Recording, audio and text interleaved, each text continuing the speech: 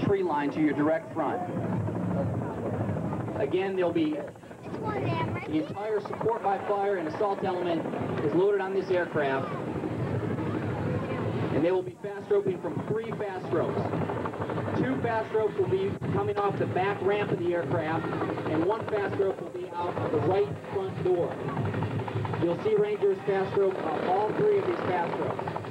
That sound you hear is the MH-47 door gunner firing on the airfield tower to suppress any enemy there to allow the Rangers to insert into the objective safely. Here come the fast ropes, and here come the Rangers. Watch how quickly the Rangers move to their position. Again, this is all done at night.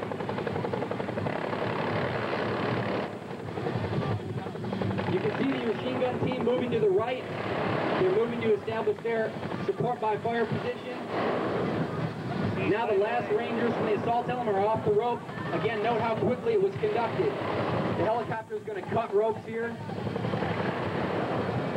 and then fly off and orbit. Ropes are cut. There goes the 47.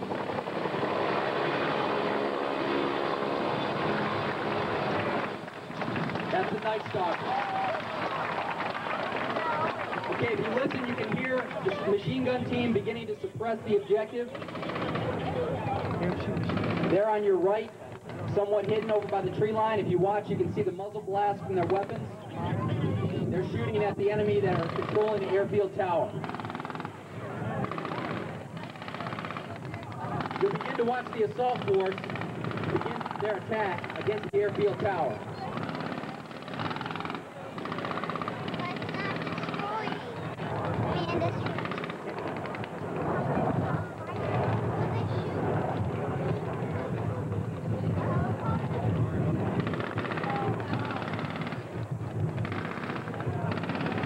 During night operations, all of the Rangers that you see assaulting at this time will have a night vision device mounted on their helmet, night vision goggles. Using the infrared laser on their weapon, they can direct their fires against the enemy that are on the objective. The beam that it emits, again, is an invisible beam to the naked eye, but the Rangers see it plainly as a white light in their night vision goggles. You can see the lead fire team beginning to move closely to their last intermediate support by fire position now by the dumpster. He's dead. And the second squad is beginning their assault to support their move. While this is going on, the machine gun team by the wood line continues to suppress any enemy to keep their head down to prevent them from interfering with the assault. You can hear the high cyclic rate of fire of the M240 Bravo machine gun. Each assistant gunner carries 1,000 rounds of ammunition, and the machine gun fires between 650 and 950 rounds per minute, depending on what setting the gunner has it set on.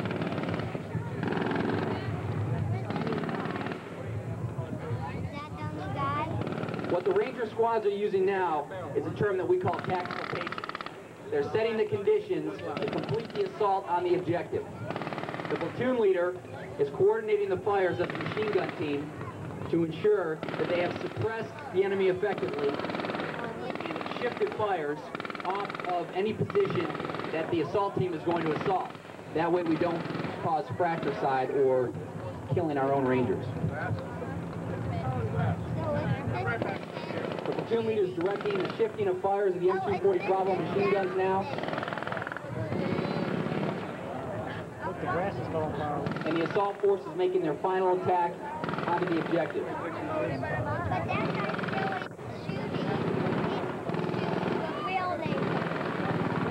If you look at your watch, you can see that only 5 minutes has elapsed from the time the helicopter cleared the tree line. That gives you a sense for how fast the 75th Ranger Regiment can conduct a lightning raid such as this one that you're witnessing today.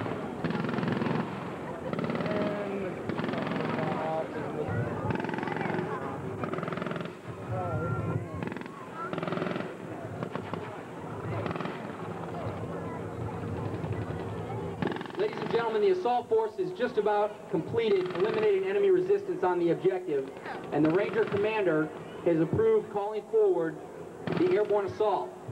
Over your left rear shoulder, you will see two C-141 Bravo Starlifter aircraft with 240 airborne Rangers loaded on that aircraft. They're not quite in sight yet, but they're about 3 minutes out. The jump masters are now doing their outside air safety checks to ensure that they have identified the location of the drop zone and that the drop zone is free of obstacles.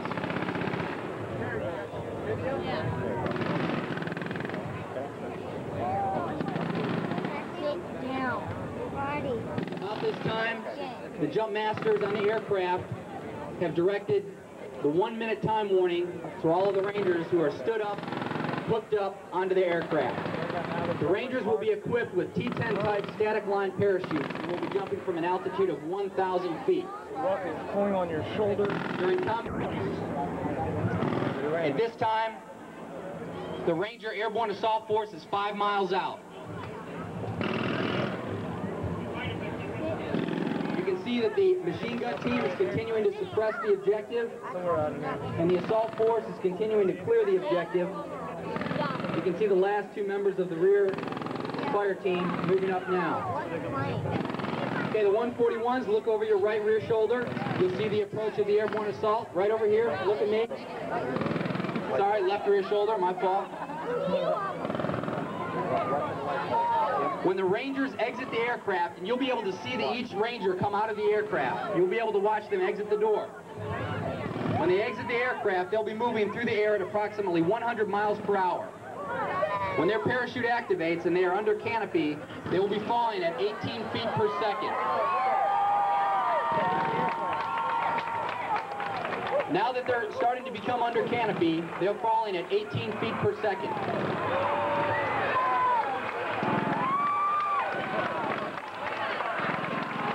This is also the speed that they'll be falling at when they hit the ground. This speed is equivalent to jumping out of a one-story window. In order to protect themselves from this shock, the Rangers wear protective hard shell helmets, elbow pads, knee pads, and ankle braces. They are also specially trained to perform a parachute landing fall, which cushions their body.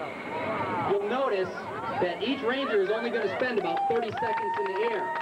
Again, note how quickly the Ranger force can perform this type of mission. 240 airborne Rangers in the air.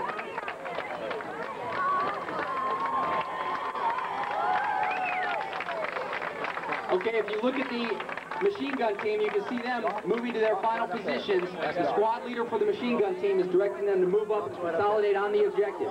Making the tree line, we get the prize. By the way, the C-141s, I believe, are going to come around and make another pass and drop the final elements. He wins the prize. You should be able to watch some of the paratroopers, the Rangers, to your direct front make their parachute landing fall. Again, the speed that they're coming down is 18 feet per second. It's pretty fast. It's like jumping out of a one-story window. So it's quite a shock when they land. But they're all specially trained to conduct a parachute landing fall to cushion their body. Especially the guy in the tree. He's having fun right now. He's catching a long fire. Now he's staying up in the air. You can see some of the lighter Rangers up there still hanging around in the sky. That guy up there on top is probably about 115 pounds. But he's having a nice day.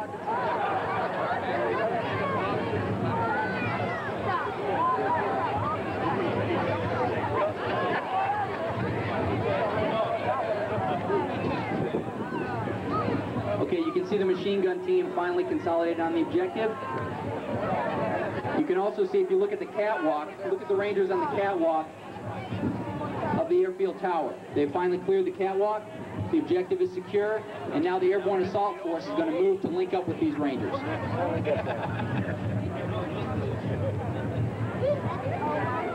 The C-141s are probably on about a 5 to 7 minute racetrack. So in about 5 to 7 minutes, you should see the two C-141s come back again, the same route over your left rear shoulder, and drop the remainder of the Ranger Assault Force. Okay, as soon as the Rangers reach the ground, their first task that they're trained to accomplish is to immediately put their weapon into operation so that they can begin to attack any enemy forces that encounter them on the airfield. As soon as they have their weapon into operation, they begin to assemble in 4-man teams and begin their attack on any final enemy positions. Again, remember that this is all conducted in the dark. To assist them, the Rangers don their night vision goggles as soon as they have put their weapon into operation. Okay, you can see the C-141s to your direct front, 12 o'clock. They're circling around, and they're going to make another pass and drop the remainder of the Ranger force.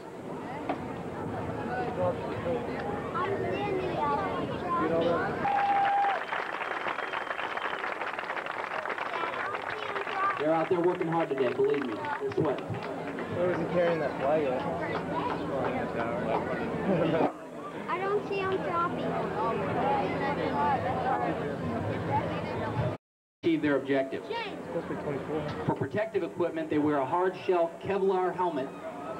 They also wear knee pads and elbow pads. The Rangers also carry rucksacks on their back to carry all of their survival equipment to allow them to complete their mission.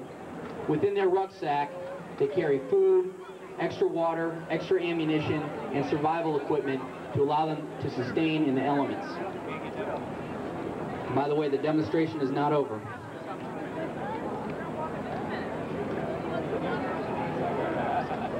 After the next airborne assault that you'll see probably in about 5 minutes, elements of the Quick Reaction Force of the 3rd Infantry Division will begin their attacks. Red light's still on, and green light's on. Jumpers go. The 2nd aircraft will not be dropping any Rangers, only the lead aircraft. Again, as the Rangers exit the aircraft, they're moving at about 100 miles an hour. It's quite a ride.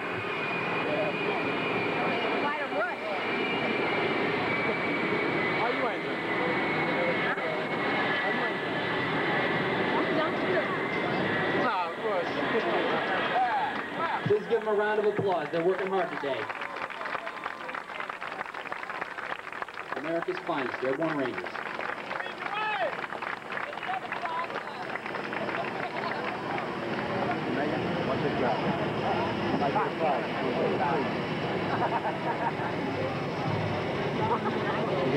Looks like we've got a couple Rangers over on the left who've caught an updraft. They'll probably be hanging out for a little while up there. These guys come down fast. No, that one? You seen that one? You can see some of the Rangers oscillating by moving back and forth. This is a pretty standard thing that happens when you're under canopy. In order to prevent that from happening, the Rangers reach up and grab the nylon that attaches them to the parachute called risers and pull down in the direction opposite of the direction that they're swinging. This tends to stop their movement and allows them to make impact with the ground in a safe manner.